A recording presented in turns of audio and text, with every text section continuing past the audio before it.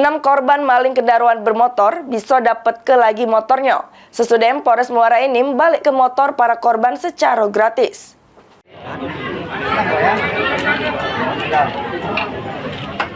Aksi pencurian kendaraan bermotor di 12 TKP yang dilakukan oleh 2 tersangka yang diungkap Satreskrim Polres Muara Enim ini masih terus jeru proses penyidikan. Sementara itu, untuk sejumlah barang bukti yang sudah diamankan oleh Polres Muara Enim dibalik ke korbannya. Kapolres Muara Enim, AKBP Joni Eka Putra Ngatoke, aman masyarakat yang ngerasa pemilik motor bisa datangi Polres Muara Enim untuk mengecek sepeda motor yang sudah diamankan dengan gawak BPKB sama STNK motor. Sampai Pak ini menurut Kapolres, ada 6 warga yang jadi korban curanmor sudah menerima lagi motornya.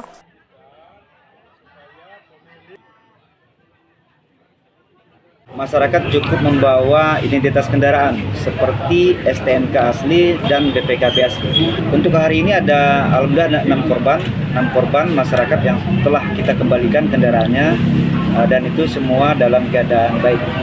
Semua masyarakat cukup membawa surat-surat kendaraan STNK maupun BPKB asli dan untuk pengambilan dipastikan gratis, tidak ada biaya sedikit. Juru proses pengambilan, Kapolres memastikan warga tidak dipungut biaya alias gratis.